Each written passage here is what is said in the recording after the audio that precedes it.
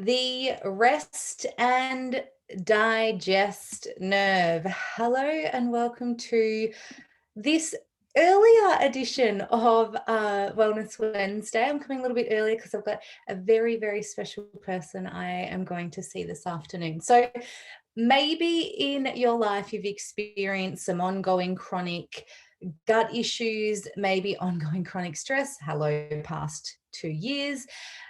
There's just lots going on that impacts our stress response. And there's one super duper incredible nerve, one of our cranial nerves, that is involved in our rest and digest, our parasympathetic nervous system. As my anatomy and physiology teacher always says, think P, parasympathetic, for pajamas. It's like our rest and digest system.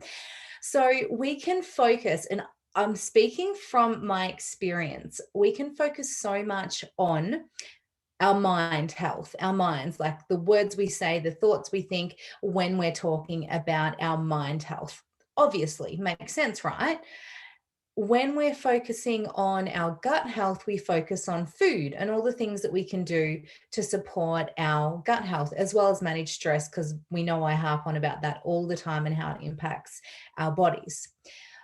However, what I have often dismissed and haven't given as much credit to is our physiology. Now, this is important because physiology, our physical body, what's happening at a cellular level, nervous system, digestive system, all of these things is going to impact on the function of our body and therefore our health and well-being. So I have been seeing a beautiful, beautiful new chiropractor, and she's just amazing. She's so holistic, and I've learned so much of this from her, and also in my anatomy and physiology lectures as well.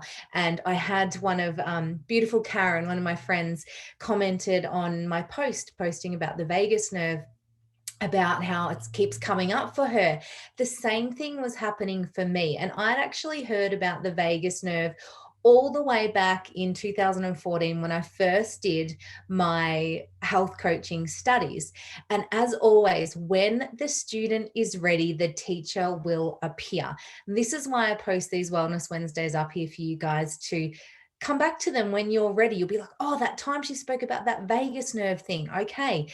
And then you go back to that information. When you are ready for it, the information will show up. And I love it when you keep getting these messages and these synchronicities happening. And it's like, it keeps showing up here and there, and then you hear it here. And it's like, okay, the universe, whatever, is telling me I need to tune in and I need to pay attention to this. And this is exactly what was happening to me.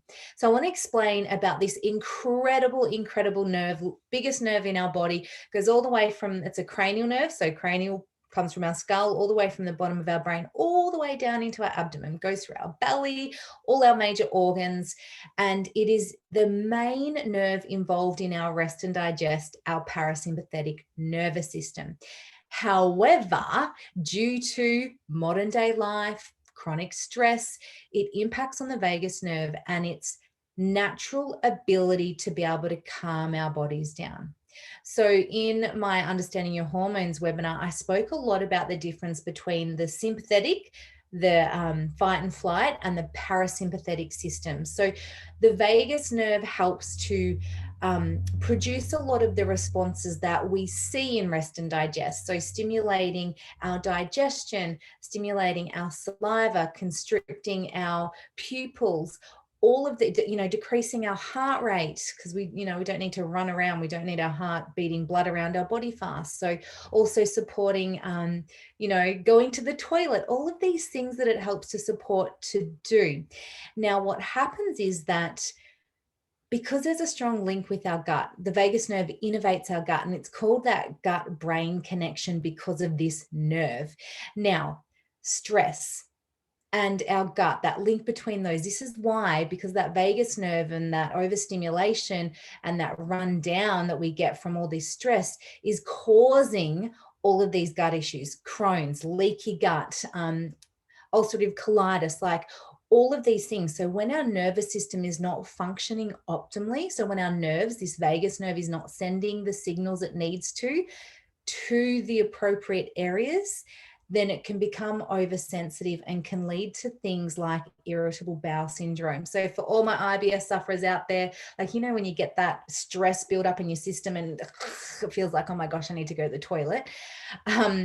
This is the vagus nerve in practice. Now, I know I spoke about grounding last week, and this is all stuff that ties in together with bringing our body back into rest and digest. I love to give you guys the science behind it. So let's talk a little bit though today, more so about what we can do about this stress response and this overstimulation or understimulation of these different nerves, and how we can support our vagal tone or our vagal function. It's just a fancy word for how our vagus nerve functions appropriately. So to go back a step, there is a great video. It's in the blog post, so make sure you subscribe to the newsletter because it actually hasn't gone out yet. So my link to my newsletter is in my link tree, so subscribe to that and you'll get my weekly emails with all of this information ahead of time. So that's in the link tree bio and all of my platforms. So if you go there, you're going to then about half an hour's time, I'll send out that email, so you've got that there. But the polyvagal theory is all about the history of the vagus nerve and what it actually does, and the three different branches of it and how it's evolved over time. It's so interesting. And one of the examples of the vagus nerve is that often if it's not functioning optimally, we can perceive a neutral face as threatening. So has anyone ever jumped down the throat of their partner, been like, ah, and they're like, I didn't mean that.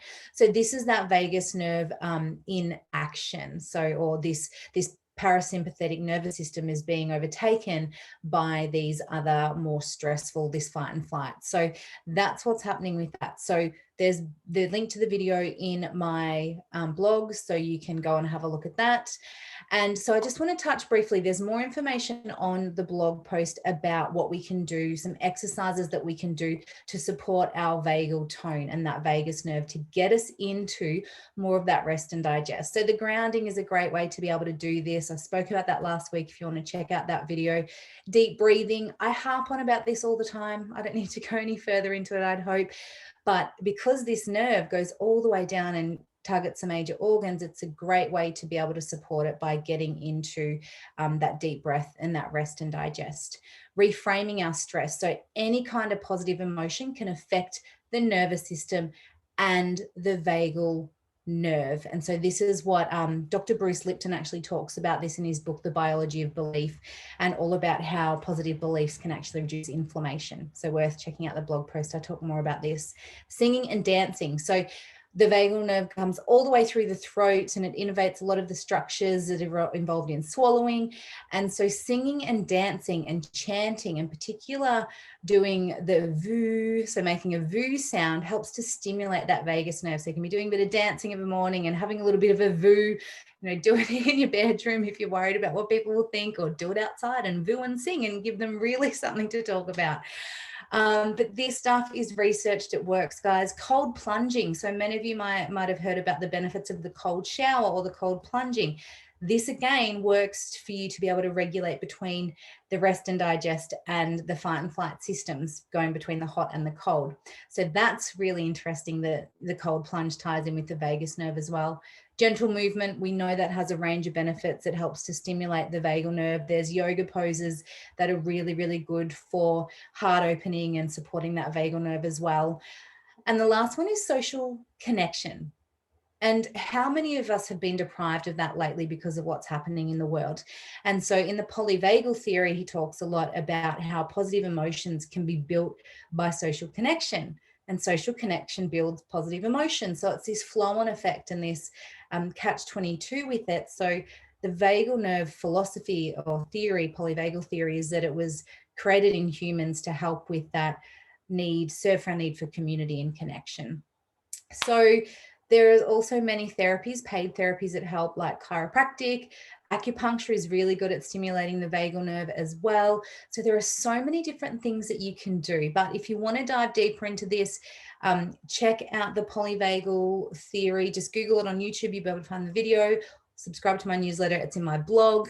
And also I'm going to be talking a lot more on this in the coming weeks because I'm doing a lot more research and study into this. So Interesting point I'm going to leave you with. If stress is modulated by our vagus nerve, and positive emotions influence our digestion, does the root of happiness actually start in the gut?